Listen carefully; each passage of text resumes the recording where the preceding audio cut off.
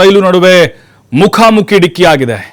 ಒಂದೇ ಟ್ರ್ಯಾಕ್ನಲ್ಲಿ ಬಂದಂತಹ ಪ್ಯಾಸೆಂಜರ್ ಹಾಗೆ ಗೂಡ್ಸ್ ರೈಲು, ಹೀಗಾಗಿನೇ ಈ ಅವಘಡ ಸಂಭವಿಸಿದೆ. ಘಟನೆಯಲ್ಲಿ 6 ಮಂದಿ ಸಾವನ್ನಪ್ಪಿದ್ದಾರೆ, ಹಲವರಿಗೆ ಗಂಭೀರವಾದಂತಹ ಗಾಯಗಳಾಗಿದೆ. ಅಲ್ಲಿ ಟ್ರೈನ್ ಮಾಸ್ಟರ್ ಏನಿರ್ತಾರೆ, ಸಿಗ್ನಲ್ ಅನ್ನು ಕೊಡುವಂಥವರು, ಅವರ ಎಡವಟ್ಟಿನಿಂದಲೇ ಈ ರೀತಿ ಘಟನೆ ಆಗಿರುವುದು ಬಹಳ ಸ್ಪಷ್ಟವಾಗಿ ಗೊತ್ತಾಗ್ತಾ ಇದೆ. ಯಾಕಂದ್ರೆ ಒಂದೇ ಟ್ರ್ಯಾಕ್ನಲ್ಲಿ 2 ಟ್ರೈನ್ಗಳು ಬರ್ಲಿಕ್ಕೆ ಸಾಧ್ಯನೇ ಇಲ್ಲ. ಅಲ್ಲಿ ಕ್ರಾಸಿಂಗ್ ಅಂತ ಇರುತ್ತೆ, ಆ ಕ್ರಾಸಿಂಗ್ ಅನ್ನು ಮೀರಿ ಕೂಡ ಈಗ ಪ್ಯಾಸೆಂಜರ್ ರೈಲು ಮತ್ತೆ ಗೂಡ್ಸ್ ರೈಲು ಮುಖಾಮುಖಿ ಆಗಿದೆ. ಅಪಘಾತದ ನಂತರ ಇಡೀ ರೈಲು ಮಾರ್ಗವೇ ಚೇಂಜ್ ಆಗಿಬಿಟ್ಟಿದೆ. ನೋಡ್ತಾ ಇದ್ದೀವಿ, ಒಂದ್ರ ಮೇಲೆ ಹತ್ತು ಹೋಗ್ಬಿಟ್ಟಿದೆ. ಎಷ್ಟರ ಮಟ್ಟಿಗೆ ಅಪಘಾತದ ತೀವ್ರತೆ ಆಗಿದೆ ಅನ್ನೋದನ್ನ ನಾವು ಈ ದೃಶ್ಯಗಳಲ್ಲಿ ಗಮನಿಸಬಹುದು. ಸಾವಿನ ಸಂಖ್ಯೆ ಮತ್ತಷ್ಟು ಹೆಚ್ಚಾಗುವ ಸಾಧ್ಯತೆಗಳಿದ್ದಾವೆ. ಸ್ಥಳಕ್ಕೆ ರೈಲು ಅಧಿಕಾರಿಗಳು ಆಗಮಿಸಿದ್ದಾರೆ, ರಕ್ಷಣಾ ಸಿಬ್ಬಂದಿ ಕೂಡ ಬಂದಿದ್ದಾರೆ. ಅಪಘಾತದ ನಂತರ ಇಡೀ ರೈಲುಗಳ ಮಾರ್ಗ ರದ್ದಾಗಿದೆ. ಇನ್ನು ಮಾರ್ಗ ರದ್ದಾದ ಹಿನ್ನೆಲೆ ರೈಲು ಪ್ರಯಾಣಿಕರು ಪರದಾಡಿದ್ದಾರೆ. ನೋಡಿ, ಪ್ಯಾಸೆಂಜರ್ ರೈಲು ಗೂಡ್ಸ್ ರೈಲಿನ ಮೇಲೆ ಹಾರಿ ಹೋಗಿದೆ. ಕಂಪ್ಲೀಟ್ ನಜ್ಜುಗುಜ್ಜಾಗಿದೆ. ಮುಂಭಾಗ ನೋಡ್ತಾ ಇದ್ದೀವಿ ನಾವು ಎಂಜಿನ್. ಛತ್ತೀಸ್ಗಢದ ಬಿಲಾಸ್ಪುರದಲ್ಲಿ ಆಗಿರುವಂತಹ ಭೀಕರ ರೈಲು ದುರಂತ ಇದು. ಒಂದೇ ಟ್ರ್ಯಾಕ್ ನಲ್ಲಿ ಗೂಡ್ಸ್ ಗಾಡಿನೂ ಬರ್ತಾ ಇತ್ತು, ಅಂದ್ರೆ ಗೂಡ್ಸ್ ರೈಲು ಬರ್ತಿತ್ತು, ಇನ್ನೊಂದ್ ಕಡೆ ಪ್ಯಾಸೆಂಜರ್ ರೈಲು ಕೂಡ ಬರ್ತಾ ಇತ್ತು. ಅಲ್ಲಿ ಸಿಗ್ನಲ್ ವಿಚಾರವಾಗಿ ಮಿಸ್ಕಮ್ಯುನಿಕೇಟ್ ಆದಂತಹ ಸಂದರ್ಭದಲ್ಲಿ ಅಥವಾ ಈ ರೈಲು ಚಾಲಕರೇನಿದ್ದಾರೆ ಅವರು ಇಲ್ಲಿ ಗೊಂದಲಕ್ಕೀಡಾದ್ರು ಅಂತ ಅನಿಸ್ತಾ ಇದೆ. ಹಾಗಾಗಿನೇ ಈ ದುರಂತ ಸಂಭವಿಸಿದೆ. ಸ್ಥಳದಲ್ಲಿ ಆತಂಕದ ವಾತಾವರಣ ನಿರ್ಮಾಣ ಆಗಿದೆ. ಇನ್ನು ಸಾವಿನ ಸಂಖ್ಯೆ ಹೆಚ್ಚಾಗುವಂತಹ ಸಾಧ್ಯತೆಗಳು ಕಂಡು ಬರ್ತಾ ಇದೆ. ಸಾವಿರಾರು ಪ್ರಯಾಣಿಕರು ಪ್ರಯಾಣವನ್ನ ಮಾಡ್ತಾ ಇದ್ರು. ಇನ್ನು ಗೂಡ್ಸ್ ವಾಹನವು ಕೂಡ ಸಹಜವಾಗಿ ಸಾಮಗ್ರಿಗಳನ್ನು ತುಂಬಿಕೊಂಡು ಹೋಗ್ತಾ ಇತ್ತು.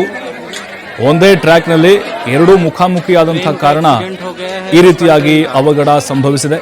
ಸದ್ಯಕ್ಕೆ 6 ಜನ ಸಾವನ್ನಪ್ಪಿದ್ದಾರೆ ಅನ್ನುವಂತಹ ವರದಿ ಬರ್ತಾ ಇದೆ.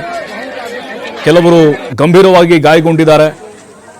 ಸ್ಥಳಕ್ಕೆ ರೈಲ್ವೆ ಅಧಿಕಾರಿಗಳು ಬಂದಿದ್ದಾರೆ, ಪರಿಶೀಲನೆ ಮಾಡ್ತಾ ಇದ್ದಾರೆ ಘಟನೆಗೆ ಕಾರಣ ಯಾರು ಅಂತೇಳಿ. ಜೊತೆಗೆ ಅಲ್ಲಿ ವಿದ್ಯುತ್ ತಂತಿಗಳು ಕೂಡ ಹತ್ರನೇ ಇತ್ತು.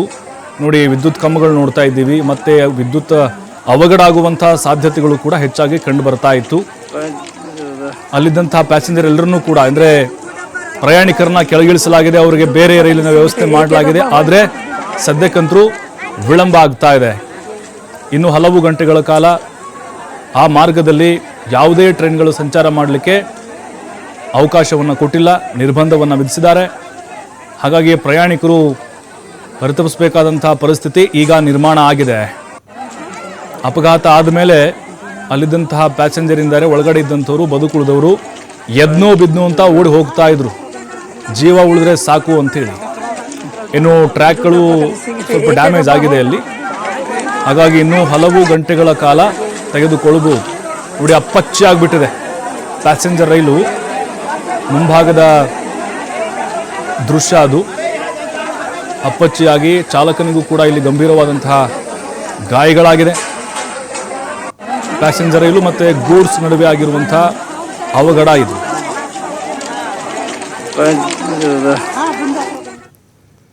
ಬೀದರ್ನ ನೌಬಾದ ಬಳಿ ತಪ್ಪಿದೆ ಭಾರೀ ರೈಲು ದುರಂತ. ಹಳಿ ದಾಟುತ್ತಿದ್ದ ಬೈಕಿಗೆ ಡಿಕ್ಕಿ ಹೊಡೆದಿದೆ ರೈಲು. ರೈಲು ಬರುವುದನ್ನ ನೋಡಿ ಬೈಕ್ ಬಿಟ್ಟು ಸವಾರ ಎಸ್ಕೇಪ್ ಆಗಿದ್ದಾನೆ. ಮತ್ತೊಂದು ಅವಘಡ ಸ್ವಲ್ಪದರಲ್ಲೇ ಮಿಸ್ ಆಗಿದೆ. ಕರ್ನಾಟಕ ಜಿಲ್ಲೆ ಬೀದರು ನೌಬಾದ್ ಬಳಿ ಆಗಿರುವಂತಹ ಘಟನೆ ಇದು. ರೈಲ್ ಬರ್ತಾ ಇರೋದನ್ನ ನೋಡಿ ಅವನು ಆತಂಕದಲ್ಲೇ ಎಸ್ಕೇಪ್ ಆಗ್ಬಿಟ್ಟ. ನಾನು ಸತ್ತೋಗ್ಬಿಡ್ತೀನಂತ ಬೈದಲ್ಲಿ. ಕಲಬುರಗಿ ಹಾಗೆ ಬೀದರ್ ಮಧ್ಯೆ ಸಂಚರಿಸುವಂತಹ ರೈಲ್ಗೆ ಆ ಬೈಕು ಸಿಕ್ಕಾಕೊಂಡ್ಬಿಡ್ತು. ನೋಡಿ ಹೆಂಗೆ ಸಿಕ್ಕಾಕೊಂಡಿದೆ ಬೈಕು ಅಂತೇಳಿ. ಇಲ್ಲಿ ಬೈಕ್ ಸವಾರಂದೇ ತಪ್ಪು.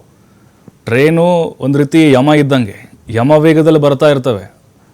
ನೀತಿ ನಿಯಮಗಳು ಅಲ್ಲೆಲ್ಲ ಗೇಟ್ ಹಾಕಿರೋದು, ಸಿಗ್ನಲ್ಗಳು, ಅದರ ಪ್ರಕಾರನೇ ರೈಲುಗಳು ಬರ್ತಾ ಇರುತ್ತೆ.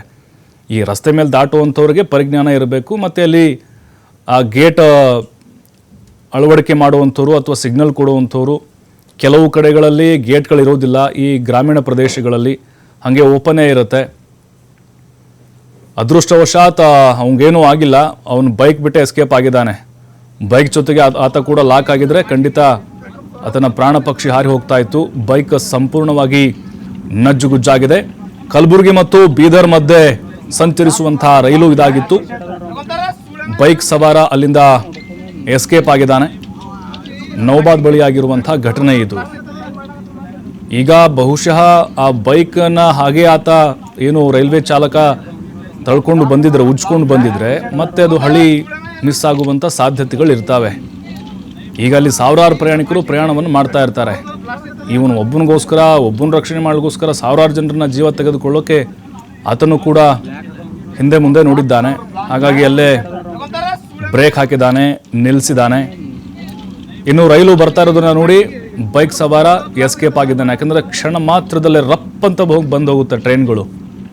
ಹಾಗಾಗಿನೇ ಅಲ್ಲಿ ಬೈಕ್ ಸವಾರನದೇ ನಿರ್ಲಕ್ಷ್ಯ ಅನ್ನೋದು ಗೊತ್ತಾಗ್ತಾ ಇದೆ. ಆ ಕಡೆ ಈ ಕಡೆ ಗೇಟ್ಗಳು ಕೂಡ ಕಾಣಿಸ್ತಾ ಇಲ್ಲ.